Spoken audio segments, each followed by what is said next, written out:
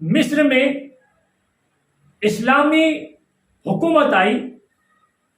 اور اسلام نے مصر کو فتح کر لیا، تو خلافت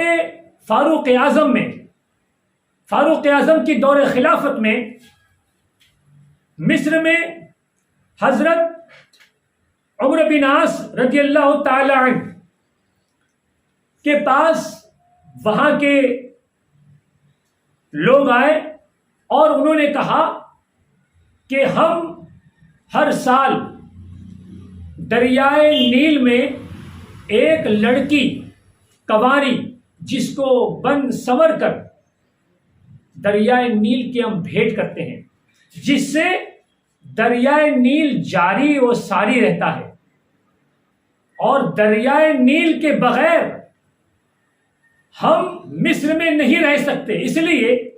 کہ ہمارے باغات، ہماری کھیت اسی پانی سے پھل پھول رہے ہیں۔ جب یہ بات حضرت عمرو بن عاص رضی اللہ تعالیٰ عنہ کو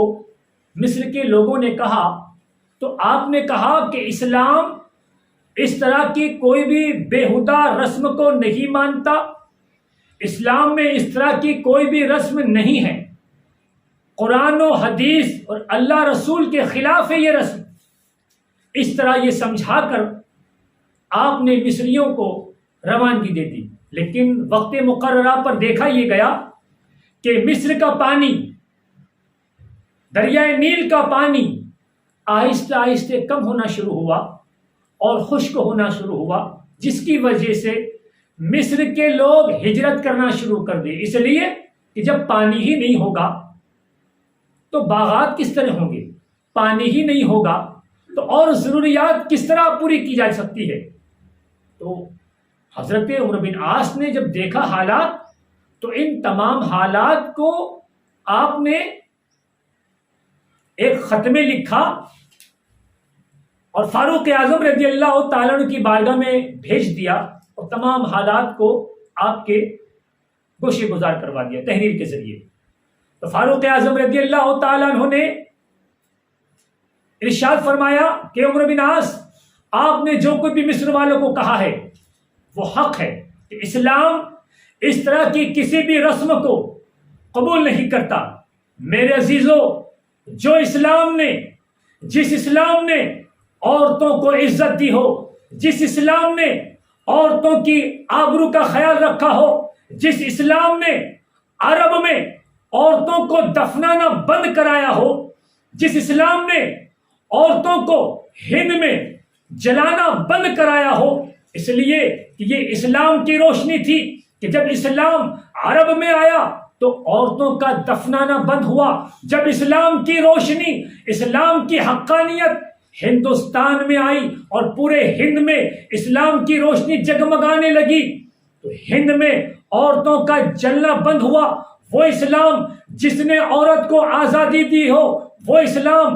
جو عورت بے جا طریقے سے ماری جاتی ہو اس کی حفاظت کی ہو، وہ اسلام جس کو رسول کریم صلی اللہ علیہ وسلم نے وہ مقام دیا ہو کہ رسول کریم فرماتے ہیں کہ اپنی ماں کے قدموں کے نیچے جنت ہے۔ تو میرے عزیزو، جس خاتون کے قدموں کے نیچے، جس عورت کے قدموں کے نیچے جنت ہو، وہ عورت، وہ خاتون کب، اور یہ اسلام یہ کب گوارا کر سکتا ہے کہ کوئی خاتون، کوئی عورت بے قصور سمندر کے بھیٹ چڑھ جائے؟ یہ ہرگز نہیں ہو سکتا ہے۔ فاروق اعظم رضی اللہ تعالیٰ عنہ نے ایک خط حضرت عمرو بن عاص کو لکھا اور ایک رقہ بھیجا اور روانگی دے دی، اور وہ رقہ جب حضرت عمرو بن عاص رضی اللہ تعالیٰ عنہ کے پاس پہنچا تو اس رقے کو جب حضرت عمرو بن عاص نے پڑھا تو اس میں فاروق اعظم رضی اللہ تعالیٰ عنہ نے لکھا تھا کہ اے دریائے نیل، اگر تو بذات خود بہتا ہے تو تیری ہمیں ضرورت نہیں ہے، اور اللہ کے حکم سے بہتا ہے تو میں اللہ تبارک و تعالیٰ کی بارگاہ میں دعا گو ہوں کہ تو جاری ہو جا۔ میرے عزیزو، وہ رقہ حضرت عمرو بن عاص نے رات کی تاریکی میں دریائے نیل میں ڈال دیا۔ میرے دوستو،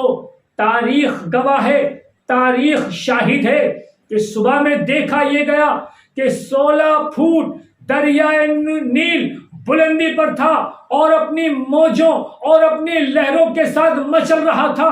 جب مصر کے لوگوں نے دیکھا تو بڑے خوش ہو گئے۔ میرے عزیزوں، میرے دوستوں، میں یہ بتانا چاہتا ہوں کہ یہ فاروق اعظم رضی اللہ تعالیٰ عنہ کی کھلی کرامت ہے کہ آپ کا ایک رقعہ جو دریائے نیل میں ڈال دیا گیا اور وہ رقعے کو ڈالتے کے ساتھ میں ہی دریائے نیل رواں دواں ہو گیا۔ معلوم یہ ہوا کہ جو اہل اللہ ہوتے ہیں، جو اللہ کے برگزیدہ بندے ہوتے ہیں، جو اللہ کے ولی ہوتے ہیں، ان کی حکومت انسانوں پر ہوتی ہے، ان کی حکومت زمین پر ہوتی ہے، ان کی حکومت آگ پر ہوتی ہے، ان کی حکومت فضاؤں پر ہوتی ہے، ان کی حکومت پرندوں پر ہوتی ہے، ان کی حکومت چرندوں پر ہوتی ہے، ان کی حکومت جاندار پر ہوتی ہے، ان کی حکومت جناتوں پر ہوتی ہے۔ میرے عزیزوں، میرے دوستوں، یہ اللہ کی عطا کردہ ان کا اختیار ہے۔ یہ اولیاء اللہ کو، اہل اللہ کو اللہ نے یہ اختیار دیا ہے اور یہ تصرف ہے کہ وہ اپنی جگہ سے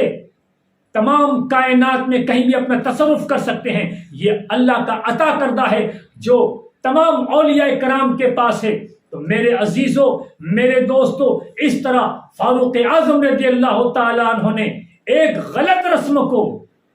بند کروا دیا، اور وہ خاتون، وہ عورت، وہ لڑکی جو بے قصور دریائے نیل کے بھیٹ چڑھ جایا کرتی تھی، اس کو آپ کے دور خلافت میں ختم کر دیا گیا۔